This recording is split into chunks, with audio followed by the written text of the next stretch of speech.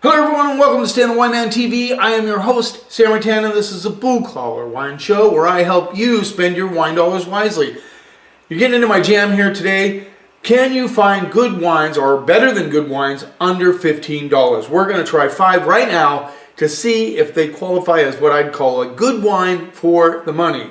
They punch above their work class. They appear to be drinking better than they should for the money. That's what I'm looking for. So we're going to start off right away with the San Vito 2024 San Vito Montepulciano di Abruzzo. Montepulciano is great. Abruzzo is the region. Abruzzo is just east of Rome, along the coast there. This rolls in at $11. Now I sell quite a bit of this. It's been a long time since I've tried it, so I'm very excited to try it. We'll see, does this one deliver for $11? Now there's some stats going around, and I don't know if they're true or not because stats can be very deceiving. They're saying that a lot of people are buying more expensive wine versus a cheaper wine. They're upgraded. They make sure they get a good wine. I don't know where they get these stats. I don't know if they call 25 people, if the waiter or waitress writes down, oh, by the way, this guy's 22 years old and he's buying a more expensive wine. I don't know where they get those stats. They can be deceiving. The other thing they keep talking about is that the Gen Zs aren't drinking as much wine as past generations. Well, let's just start here. There's a lot of Gen Zs that aren't even of drinking age yet, so let's put that one aside.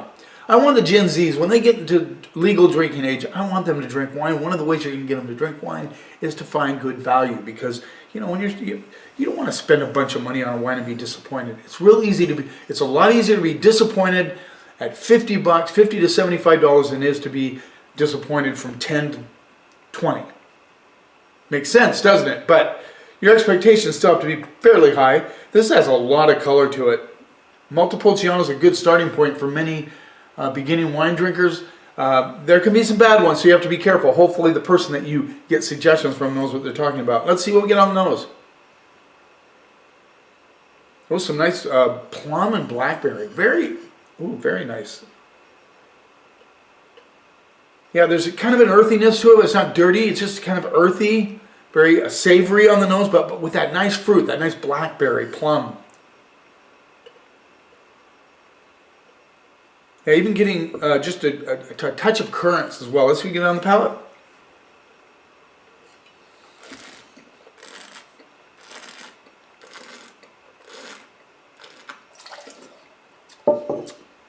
Okay, it's very light, not a lot going on, a little grit on the backside.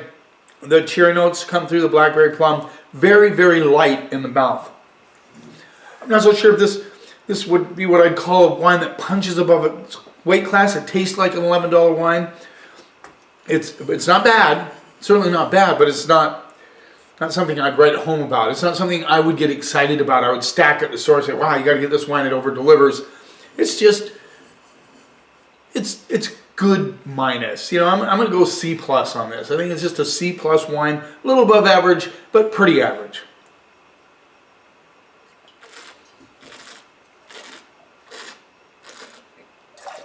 It'd be a good pizza wine for sure, but yeah, not super excited about that. C+. Let's move on. I'm sticking to the old world first, then we'll move into a couple of new worlds. Now we're getting into the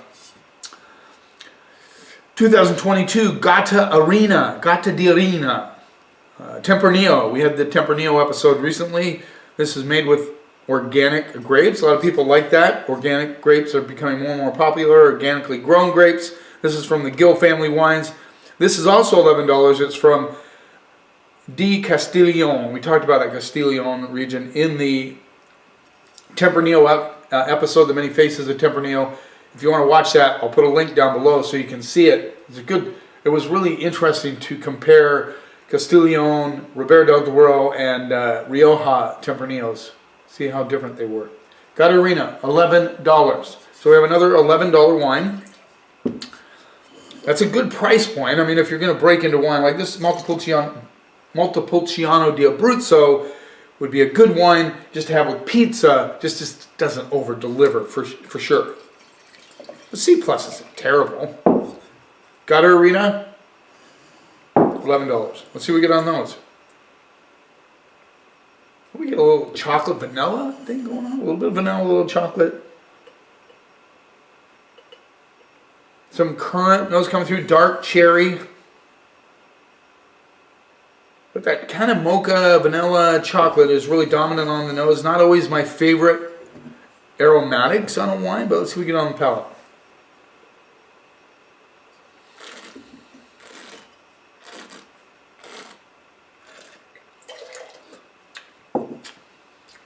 A little more weight in the mouth, a little better texture in the mouth.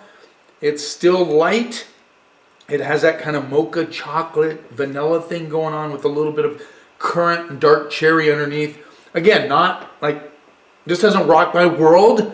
I wouldn't get super excited about this wine. I'm going to go C+ on this one as well. They're very similar in style as far as there's not a lot of complexity to these wines, but it's still good. I think if this would be a good burger wine, a good pizza wine, good, watching a movie, just sipping on a wine. These are good introductory wines for somebody just getting into wine, but I want one that just knocks you out of your boots. Good wine for less money.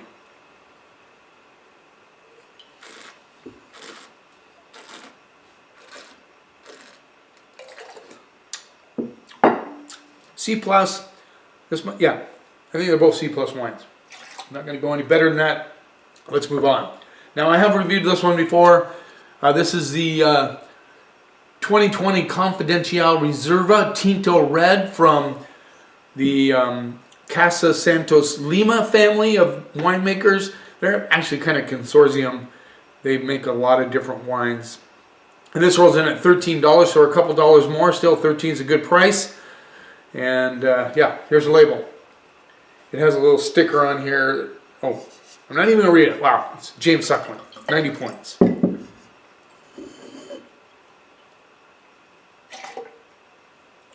I'm not a points guy. You guys know that. But, I respect these guys. They, Suckling is a very famous wine critic, so they like to put his marks on their wine. $13. Color, dark. Dark, dark, dark. Yes, it is. See, in a lot of, they don't put the grapes on these. These are, they call it confidentiality because I think they use like several grapes that they want to keep confidential. There you go. Let's see what we get on those. I get worn leather. It's like I'm smelling my wallet. A little bit of beefiness coming through. Worn leather. Very interesting nose. It's leaning towards plum, sort of aromatics, plum. A little bit of red cherry and plum sort of going on. Let's see what we get on the palate.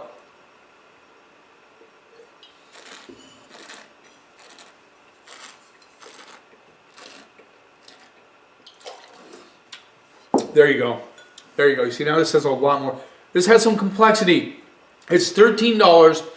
You get a nice flow across the palate, a little fresh on the finish, but you get that nice plum, blackberry, sort of cherry notes coming through. Doesn't taste fake at all. There's no that mocha vanilla thing going on. This, for $13, this one rocks my world. This is a great wine. It was my pick of the month, I think, a couple months ago, sometime. Just a great wine. And I believe I've reviewed it on this program, but you can't ignore it. For $13, it's a stellar wine.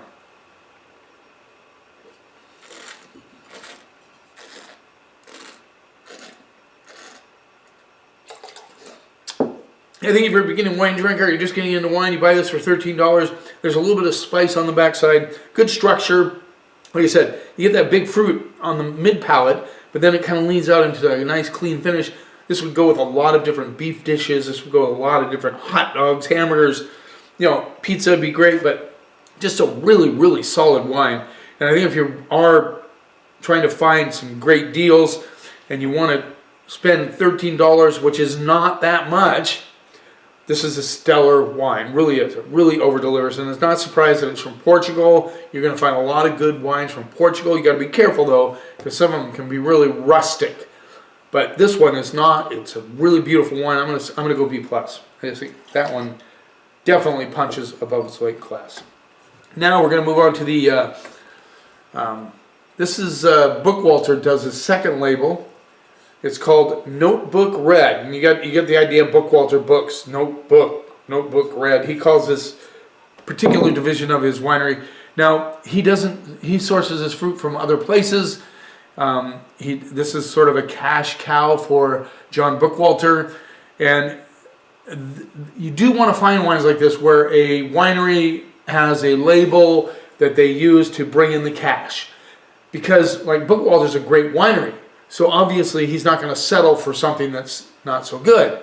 This is the most expensive of this episode today. This is the 2000 and I just saw it 23 Notebook Red from Subplot Wines, Bookwalter mainly, $14. So you're really not pushing the envelope big time on this one. I think the biggest mistake John ever made was putting this into Costco. But he did, he sold it all, which can happen when you go into Costco. But I'm not going to get into the story I heard about a winery that put their wine into Costco. Got to be careful, because they sell it for really cheap. And then this is really dark. Now I'm wondering if he puts on the composition on the back here. A blend of Cab, 71% Cab, 19 Merlot anyway, Cab, Merlot, and Syrah. Cab, Merlot, Syrah. I'll put the percentages in the footnotes underneath this one. I can't read it very well, even though it's pretty light in here. I just have trouble reading a small print. Very, very dark. Cab, Merlot, Syrah. That's a very popular blend, especially in Washington State. Let's see what we get on the nose. Well, it's a little aromatically challenged. I'm getting some like Smucker's grape, with a little bit of maybe a medley of fruit, Smucker's jam sort of thing. And then there's a very interesting, almost a little bit of a veggie thing coming through on the nose as well. But yeah, kind of challenged. The aromatics aren't super strong on this one. Let's see what we get on the palate.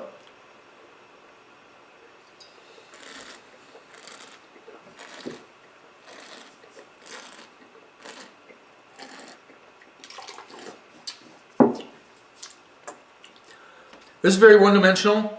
I'll be quite honest, it's there. It does have some nice, well, I'm not going to say nice, it's just there. A little bit of cherry, a little bit of plum, maybe some boysenberry notes, but they're very subdued. I mean, this is not popping at all on the palate. It's just kind of there. And I would say this is kind of a boring wine. That's a term I use a lot just because I mean boring in the sense that, it's not that interesting. I mean, you certainly wouldn't be disappointed necessarily, but compared to the Confidential, well, all of these compared to the, I mean, this is just like, it's a pass.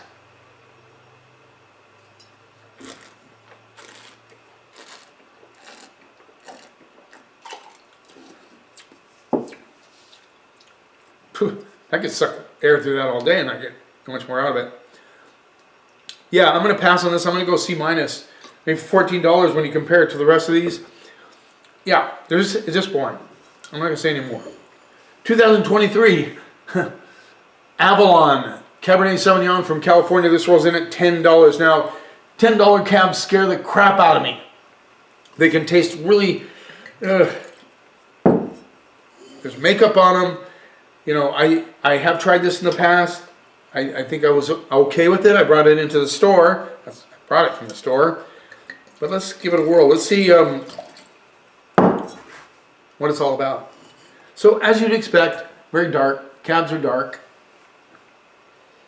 Let's see what we get on the nose.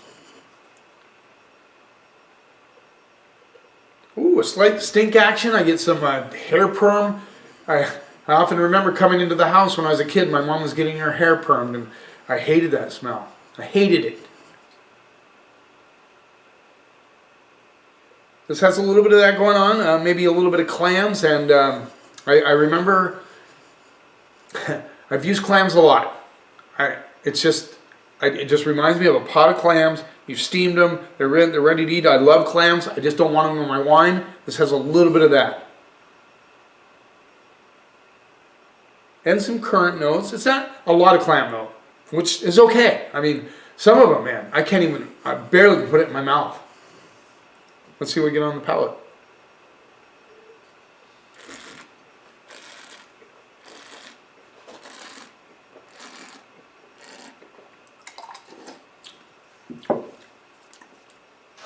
Okay, it's not bad for a cab. Like I said, there's no makeup on it. Doesn't taste like clams. Has a little bit of grip on the backside. Some currant notes in the mid palate. It's fairly smooth until you get to the end of it. Then it kind of gets a grip, which is okay because it's a cab. You want a little bit of tannic structure on your cab.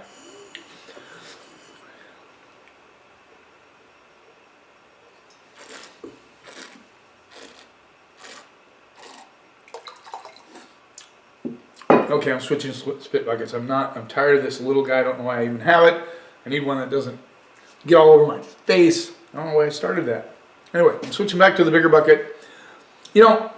For a cab, it is okay. It is a good cab, and we're talking $10. So I would think that if you wanted to introduce somebody to cab, or if you like cabs and you don't have a lot of money to spend, I would go with this one. It is a solid cab for $10. It does punch above its weight class.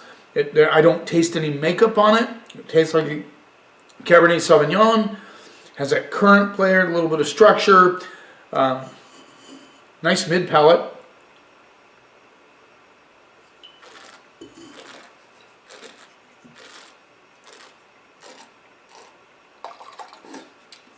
Yeah, I like the currant dark cherry notes in the mid palate. Yeah, good flow across palate. I'm going to go B-. I think this one punches above its weight class. So, I didn't know what to expect. I haven't tried Notebook in a while. That's a pass. I think the two winners in this one are the Avalon Cab from California and definitely the Casa Santos Lima Confidential Red Blend is a stellar wine for $13. You can give or take the other ones. None of them were terrible, like, blah, spit them out. But, I think overall 2 out of 5. Okay, at least we found a couple, right? I hope you enjoyed this episode. If you have any wine that you've tasted under $15 that you really like, share it with me in the comments because I'd like to seek it out and try it myself. You keep watching. Please subscribe to my channel so you can see what's coming up. You keep watching, and I'll keep helping you spend your wine dollars wisely.